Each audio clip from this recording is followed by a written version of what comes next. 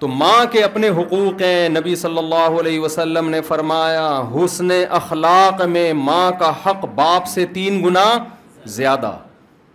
صحیح حدیث ہے.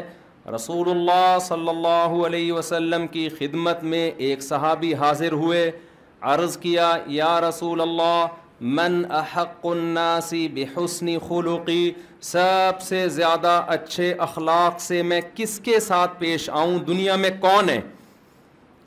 ہم سے اگر یہ سوال ہوتا ہم کہتے اپنے باس سے, کیونکہ اس سے آپ کو کیا ملتی ہے؟ تنخواہ. آپ کسی سے بھی مشورہ لینا تو وہ کہے گا یار سب سے تمیز سے کس سے بات کیا کرو. ابے بھائی بول لو نا, باس سے,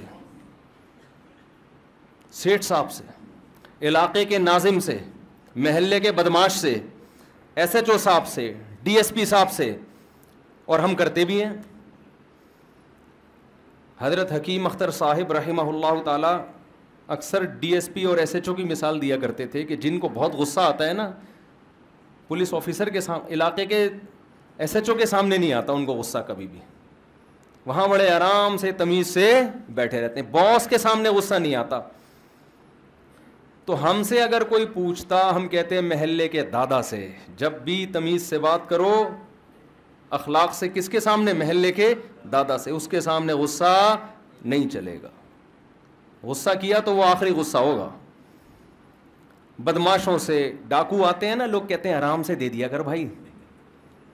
کراچی میں ڈاکوؤں کا راج چل رہا ہے, تو ویسے کون سا ڈاکوؤں کا راج نہیں تھا؟ یعنی حیرت کی بات ہے, لوگ کہتے ہیں ڈاکوؤں کا راج ہے, تو ویسے بھی تو ڈاکوؤں کا راج ہی تھا نا. چہرے بدلتے ہیں ڈاکوؤں کے. تو ڈاکو آئے تو لوگ کیا کہتے ہیں, ماں باپ بھی کہتے ہیں بیٹا کوئی موبائل چھیننے کی کوشش کرے تمیز سے دے دینا. تو ہماری نظر میں سب سے اچھے اخلاق سے ہم اگر کسی کے ساتھ پیش آئیں تو وہ ڈاکو ہے. کیا خیال ہے؟ آئے تو آپ دیتے بھی ہیں اور کانپ بھی رہے ہوتے ہیں کہ سر یہ قبول کر لیں نذرانہ ہماری طرف سے, ٹھیک ہے نا, یہ قبول کر لیں.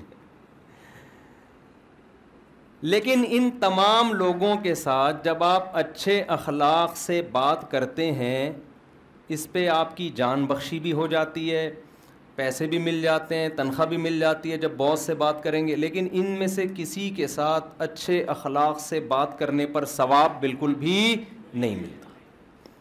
سمجھ رہے ہو؟ اکثر میں ایئر ہوسٹس کی مثال دیتا ہوں نا. ایئر ہوسٹس جو آپ سے اچھے اخلاق سے بات کرتی ہے جہاز میں, تو کیا ثواب ملتا ہے اس کو؟ قیامت کے دن وہ پیغمبر کے ساتھ ہوگی. نبی نے فرمایا نا جس کے سب سے اچھے اخلاق ہوں گے قیامت کے دن میرے ساتھ ایسے ہوگا, یا میرے سب سے قریب ہوگا, اس طرح کے الفاظ ہیں. تو کیا پھر تو ساری ایئر ہوسٹسیں کہاں جائیں گی؟ جنت میں. اور W11 کے جتنے کنڈکٹر ہیں وہ جہنم میں جائیں گے سارے. کیا خیال ہے بھائی؟ اب یہ باہر والوں کو W11 کا مطلب ہی نہیں پتہ ہے. میرے بیان باہر جاتے ہیں کہتے ہیں W11 کیا ہوتے ہیں. یہ چیز بتانے کی نہیں ہے. یہ کراچی آؤ بیٹھو پتہ چلے گا W11 کیا ہوتی ہے. تو جتنے کنڈکٹر 4K 4J پتہ نہیں کون کون سی بسیں, رکشے والے, یہ تو معاذ اللہ سارے کہاں جائیں گے پھر؟ جہنم میں. اور ایئر ہوسٹس جتنی بھی ہیں کہاں جائیں گی؟ جنت میں. کیونکہ ان سے اچھے اخلاق ہم نے کسی کے بھی, میں نے آج تک بہت سفر کیا جہازوں میں, کسی ایئر ہوسٹس کو میں نے کبھی غصے میں نہیں دیکھا. لوگ کہہ رہے ہوتے ہیں یار کبھی کسی ایئر ہوسٹس کو ہم نے غصے میں نہیں دیکھا, اور گھر آئے تو اپنی بیگم کو کبھی ہنستے رہے. بہت سے لوگوں نے کہہ رہے نہیں دیکھا ہم نے. تو یہ وہ اخلاق نہیں ہے جس پہ اس کو جنت ملے گی. اسی وجہ سے اس پہ اس کو تنخواہ ملتی ہے, پیسے ملتے ہیں. ہوسٹس اپنی پراپرٹی بنا لیتی ہے, ریٹائر ہونے کے بعد کھاتی ہے پیتی ہے. ایک مسکرانا وہ ہے جس پہ آپ سے خدا راضی ہوتا ہے, جس پہ آپ کو جنت ملتی ہے. تو صحابی نے اس اخلاق کے بارے میں پوچھا, من احق الناس بحسن خلقی, یا رسول اللہ سب سے زیادہ اچھے اخلاق سے میں کس سے بات کروں؟ یہ صحابی کا سوال تھا. آپ صلی اللہ علیہ وسلم چونکہ اللہ کے نمائندے ہیں, اللہ کا پیغام بندوں تک پہنچانے آئے ہیں, اگر کوئی عام آدمی ہوتا میرے جیسا تو میں یہی مشورے دیتا، بھائی کسٹمر سے اچھے اخلاق سے بات کرو تاکہ دوبارہ آپ کی شاپ پر آئے وغیرہ وغیرہ. لیکن ہمارے نبی کس کے میسنجر ہیں؟ اللہ کے. آپ کا کام تھا وہ بات کہنا جس میں اللہ کی رضا ہو. اللہ کس سے خوش ہوتا ہے؟ اور آپ نے اپنی ذمہ داری پوری کی. وہ ذمہ داری پوری کیا کی؟ آپ نے فرمایا امک، تمہاری ماں. کون سب سے زیادہ اچھے اخلاق کا مستحق ہے؟ تمہاری ماں. صحابی نے عرض کیا یا رسول اللہ ثم من، ماں کے بعد کون ہے؟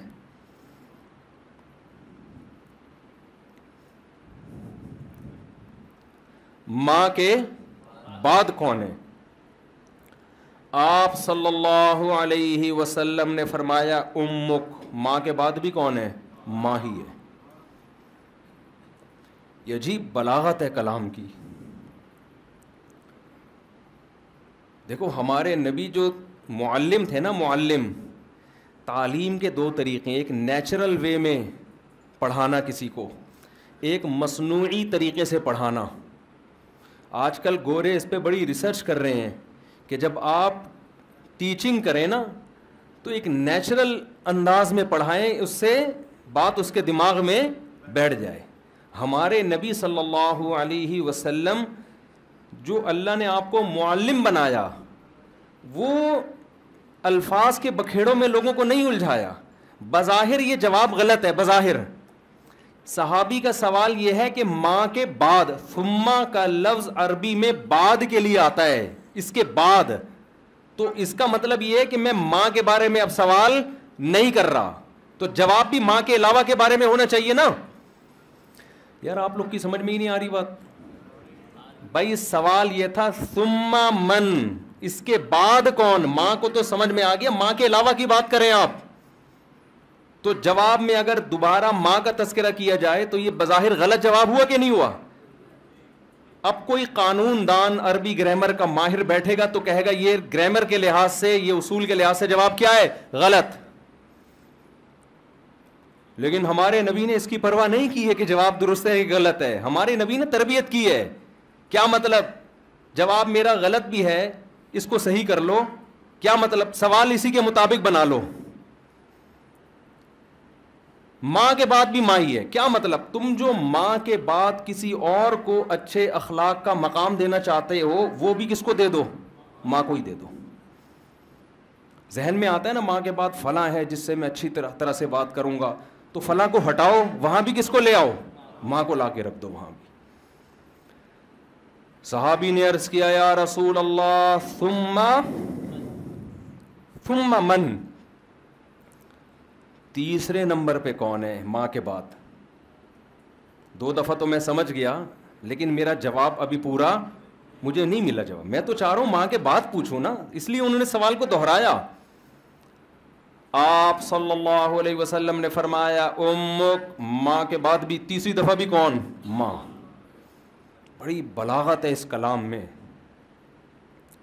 کہ ماں کو اتنی محبت دو، اتنی محبت دو کہ جتنی کسی کو دے سکتے ہو نا محبت اور اخلاق، اس کو 3 سے ضرب دے کے کس کے ساتھ رویہ رکھو؟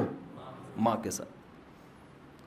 صحابی نے عرض کیا ثم من، اس کے بعد کون؟ آپ نے فرمایا ابوک، تمہارے باپ. چوتھے نمبر پہ کس کو رکھو؟ باپ کو رکھو. میں اس کو اپنے الفاظ میں یوں سمجھاتا ہوں کہ جب ہم کسی سے بات کرتے ہیں نا تو بعض دفعہ جب ہم کلام کرتے ہیں تو اگلا کہتا ہے، معذلہ تھوڑی نامناسب سی مثال ہے، کیا کتے کھا کے آیا ہوا ہے؟ کیا کوے کھا کے آیا ہوا ہے؟ کہتے ہیں نا. کس طرح سے بات کر رہا ہے؟ پی کے آیا ہوا ہے؟ کہتے ہیں نا. بھائی کہتے ہیں نا تجھے بات کرنے کی تمیز نہیں ہے، بھائی کیا کھایا ہوا ہے تو نے؟ کہتے ہیں کہ نہیں کہتے؟ اور جب بہت میٹھے لہجے میں بات کرتے ہیں تو کیا کہتے ہیں؟ یار تو نے اپنے کلام میں مٹھاس ڈال دی ہے. تو حدیث کا مطلب یہ ہوا کہ جب ماں سے بات کرو نا تو اپنے کلام میں 3 چمچے چینی کے ملا دو. سمجھ رہے ہو؟ اتنا میٹھا کرو کہ 1 کپ کلام میں کتنے چمچے چینی کے؟ 3 چمچ چینی ڈالو. اور جب باپ سے بات کرو تو 1 چمچہ بھر کے ڈال دو چینی کا. میٹھا وہ بھی ہوگا, لیکن ماں سے جب کلام کر رہے ہو تو اس مٹھاس کو کس سے ضرب دے دو؟ 3 سے ضرب دے دو. آج نہ ابا سے تمیز سے بات ہو رہی ہے اور نہ اماں سے.